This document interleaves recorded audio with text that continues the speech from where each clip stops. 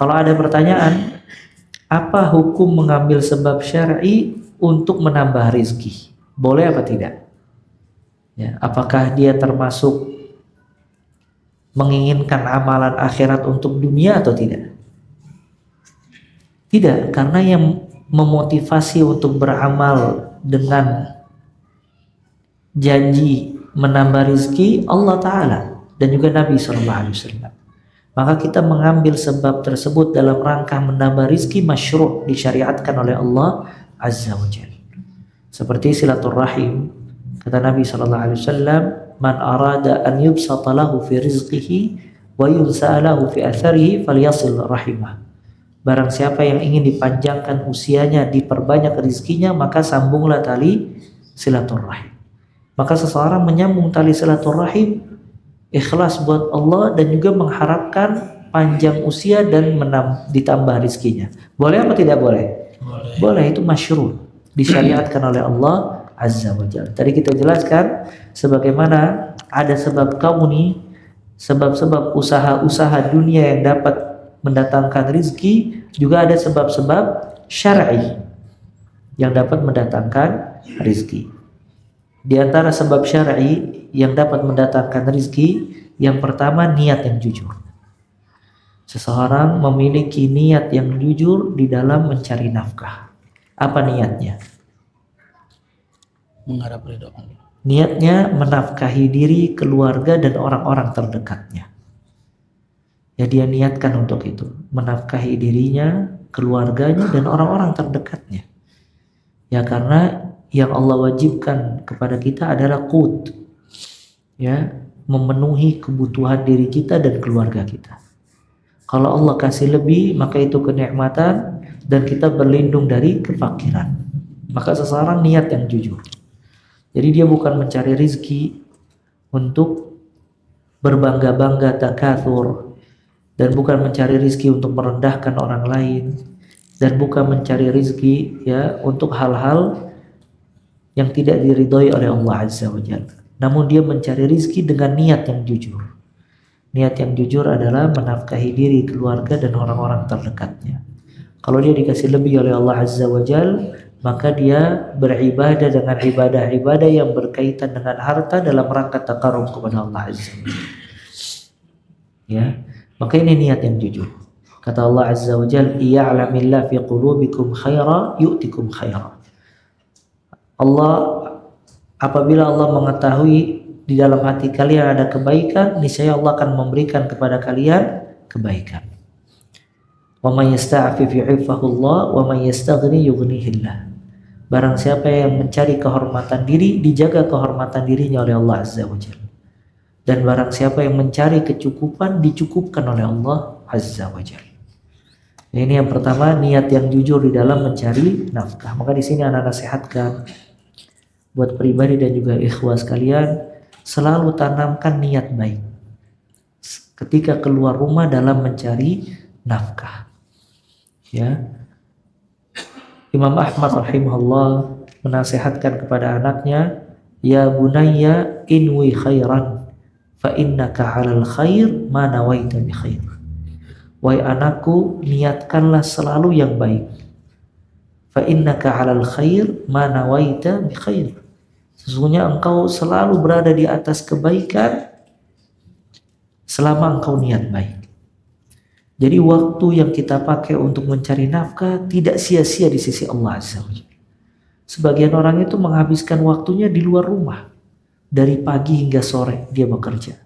Tapi kalau dia keluar rumah niat untuk mencari nafkah, ada orang tua yang harus dia berikan, ada anak yang harus dia nafkahi, ada istri yang harus dia perhatikan, maka semenjak dia keluar dari rumah sampai pulang lagi pahala dari Allah Azza wa Jalla. Dan semua kesulitan mencari nafkah dia jadi ganjaran di sisi Allah Subhanahu wa Ta'ala, karena dia punya niat yang baik. Maka dia hadirkan itu ketika keluar rumah, hadis-hadis tentang mencari nafkah dan seterusnya. Kemudian kiat untuk mendatangkan rizki dari sisi syar'i yang kedua adalah bertakwa kepada Allah Azza wa Jalla. Ya, karena takwa puncak semua kebaikan. Kata Allah Azza wa Jalla, "Wa may yattaqillaha yaj'al lahu makhraja wa yarzuqhu min haitsu la yahtasib." Barang siapa yang bertakwa kepada Allah akan dikasih jalan keluar dan dikasih rizki dari jalan yang tidak disangka-sangka.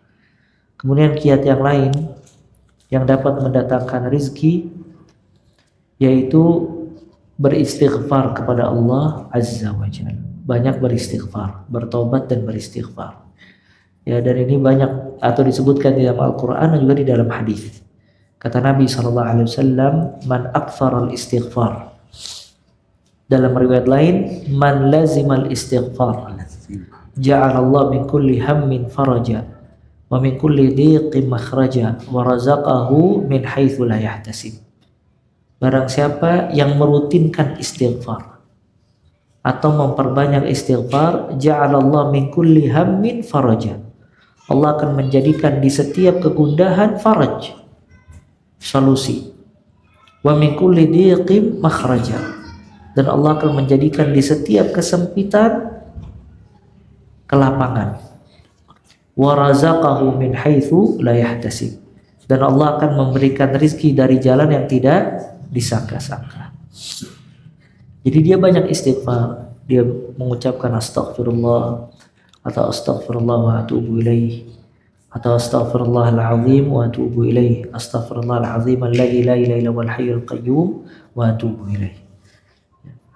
Kemudian kiat lain untuk bisa mendatangkan rizki, sedekah. Dia memperbanyak sedekah. Ya. Kata Allah Azza wa Jal, "Wa ma anfaqtum min syai'in fahuwa yukhlifu." Tidaklah kalian menginfakkan dari sesuatu melainkan akan diganti oleh Allah Azza wa Jal. Dan setiap hari ada malaikat yang berdoa kepada Allah Azza wa Jal, "Allahumma a'ti munfiqan khalafan." Ya Allah, berikanlah kepada orang-orang yang berinfak pengganti. Para malaikat berdoa kepada Allah, setiap hambanya yang berinfak minta diganti ya oleh Allah Azza wa Jalla. Maka banyak berinfak. Ya, dia infak buat dirinya, dia infak buat keluarganya, dia infak buat orang tuanya. Kemudian dia infak buat karib kerabatnya. Dia perhatikan hal-hal tersebut. Ya. Dan setiap dia infak itu tidak akan mengurangi rizkinya, justru akan menambah rizkinya. Kata Nabi SAW, "Ma naqasat sadaqatun min mal." Tidak akan berkurang harta dari sedekah. Kemudian di antara kiat yang lain yang dapat mendatangkan rizki dari sisi syarak, yang keberapa? 5. Yang kelima, tawakal kepada Allah Azza wa Jalla. Bertawakal kepada Allah Azza wa Jalla. Kata Ibnu Rajab rahimahullah, tawakal sebab terbesar mendatangkan rizki Allah Azza wa Jalla. Kata Allah Azza wa Jalla, "Wa may yatawakkal 'ala Allah fahuwa hasbuh." Barang siapa yang bertawakal kepada Allah, maka Allah akan mencukupkan dia. Dan asal hadis yang paling mendasar membahas tentang kalau tawakal itu mendatangkan rizki, hadis Umar radhiyallahu taala an, Nabi sallallahu alaihi wasallam bersabda, "Lau annakum tatawakkaluna 'ala Allah haqqa tawakkuli la razaqakum kama tarzuqut tayr taghdu khimasan wa taruhu bitana." Kalau seandainya kalian bertawakal kepada Allah dengan sebaik-baik tawakal. Lihat, kalian bertawakal kepada Allah sebaik-baik tawakal, haqqut tawakkul. Bukan hanya keluar rumah di lisan bismillah tawakkaltu 'ala Allah. Tapi dia memahami makna tawakal dan hatinya benar-benar menyandar kepada Allah Azza wa Jalla. Sebaik-baik tawakal. Maka kata Nabi SAW, la razaqakum. La itu lam ta'kid, ditekankan. Kalau diterjemahkan, pasti Allah memberikan kepada kalian rizki kama tarzuqut tayr. Sebagaimana Allah memberikan rizki kepada burung, taghdu khimasan wa taruhu bitana. Dia keluar dari sangkarnya dalam keadaan perutnya kosong dan kembali sudah terisi perutnya, kenyang. Lihat burung ya ikhwah, dia tidak seperti manusia. Manusia ini dikasih kelebihan oleh Allah Azza wa Jalla. Dikasih oleh Allah akal untuk berpikir, kemudian juga bisa memiliki skill untuk mendapatkan rizki, ada yang mungkin pintar kayu, pintar besi, memasak, dan yang lain-lainnya. Burung tidak dikasih oleh Allah belajar mencari rizki sebagaimana manusia belajar mencari rizki. Dia cuma keluar dari sangkarnya bermodal tawakal kepada Allah Azza wa Jalla. Dia tidak tahu kalau di luar itu ada manusia yang sedang memburu dia, atau hewan buas yang siap menerkam dia, dan seterusnya. Dia bermodalkan tawakal kepada Allah. Subhanallah, keluar dari sangkarnya perutnya kosong, kembali perutnya kenyang. Ya, makanya laukana rizq bil aql. Kalau seandainya rizki itu hanya dengan akal, kecerdasan, kepintaran, la halakatil bahaim.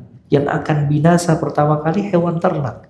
Karena hewan itu nggak punya skill dan akal untuk mencari rizki sebagaimana manusia. Cuman dia mutlak dikasih rizki dari Rabbnya Azza wa Jalla. Wa ma min dabbatin fil ard illa 'ala Allahi rizquha. Tidak ada hewan jelata di atas muka bumi melainkan rizkinya dijamin oleh Allah Azza wa Jalla. Ya, rizkinya dijamin oleh Allah Azza wa Jalla. Subhanallah, dulu di Madinah itu ada museum, namanya Museum Asmaul Husna. Salah satunya Museum Asmaul Husna itu membicarakan tentang nama-nama Allah Azza wa Jalla. Yang dibahas salah satunya Ar-Razzaq, Allah yang Maha Pemberi rizki. Dijelaskan di situ tentang burung dan ikan. Ya. Jadi ada burung, dia dikasih oleh Allah cara makannya itu mengambil ikan yang ada di dalam lautan. Ya, jadi ada burung itu yang bisa masuk ke dalam laut, nanti dia ngambil ikan kemudian keluar lagi. Ya, ngambil ikan kemudian keluar lagi. Dan subhanallah, ada ikan yang dikasih oleh Allah makanannya itu burung-burung yang ada di langit. Jadi kapan burung itu turun ke laut, maka ada siap ikan yang menerkam burung tadi. Ini menggambarkan hewan yang terbang di atas langit dikasih oleh Allah makanannya di dalam lautan. Sedangkan yang di laut makanannya yang terbang di atas. Bayangin nanti. Ya, subhanallah. Mestinya yang di laut makan yang di laut, mungkin yang di langit makan yang di darat. Tapi ini dikasih sama Allah. Jadi si ikan ini, si burung ini masuk ke dalam laut, dia mengambil makanannya yang ada di dalam laut. Nanti yang di dasar laut caplok dia lagi, ya, sebelum dia terbang. Bagus itu museum menjelaskan, ya, semua rezeki diatur oleh Allah Azza wa Jalla. Kata Allah Azza wa Jalla, fis samaa'i rizqukum wa ma tu'adun. Dan di langit rezeki kalian sebagaimana yang dijanjikan. Cuma di sini kita ingin menjelaskan tentang bab at-tawakkul, bertawakal kepada Allah Azza wa Jalla. Kemudian di antara kiat yang lain yang dapat mendatangkan rizki, yaitu fokus beribadah kepada Allah Azza wa Jalla. Fokus beribadah. Dalam bahasa Arabnya tafarruq lil ibadah. Fokus meluangkan waktu beribadah kepada Allah Azza wa Jalla.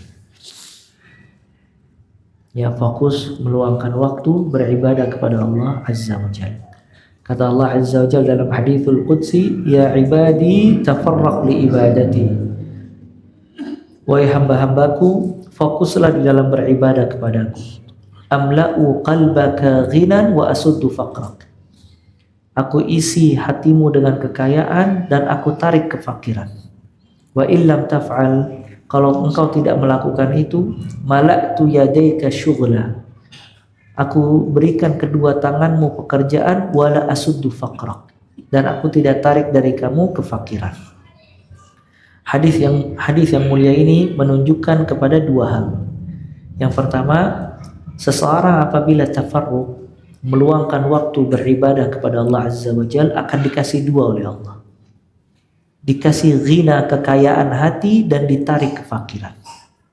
Dikasih ghina, kekayaan hati, dan ditarik kefakiran. Kekayaan hati dia bisa menerima semua pemberian Allah Azza wa Jalla.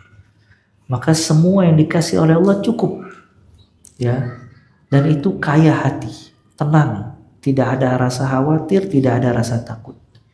Kemudian yang kedua, ditarik kefakirannya oleh Allah Azza wa Jalla, ditarik kefakirannya, artinya dia tidak merasa fakir dan kurang dari rezeki Allah Azza wa Jalla. Kemudian yang kedua, kalau dia tidak melakukan itu, artinya dia mencari rezeki tapi sedikit ibadah, tidak fokus ibadah, maka dikasih dua. Dikasih pekerjaan oleh Allah Azza wa Jalla, tapi tidak ditarik kefakiran dari dirinya. Maka dia seperti orang yang makan tidak pernah kenyang. Ya, sebagaimana hadis Hakim Ibn Hizam, Nabi SAW mempermisalkan orang yang makan gak pernah kenyang. Dia kerja terus. Sedangkan orang melihat dia sudah cukup, tapi dia belum merasa cukup. Ya, kenapa? Karena sedikit ibadah, maka tidak dikasih kekayaan jiwa oleh Allah, tidak ditarik kefakiran, tapi dikasih pekerjaan oleh Allah. Maka pekerjaan itu meletihkan dia sepanjang hari. Ya, meletihkan dia sepanjang hari. Ini juga pelajaran buat kita, anjuran untuk meluangkan waktu beribadah kepada Allah Azza wa Jalla. Seseorang harus ada waktu-waktu dia khususkan buat Allah. Di pagi hari, di sore hari, di malam hari. Dia fokus beribadah kepada Allah, membaca Al-Quran, berzikir, sholat, dan seterusnya. Ya. Mungkin itu ya kiat-kiat untuk bisa mendatangkan rezeki dari sisi syarak. Nah,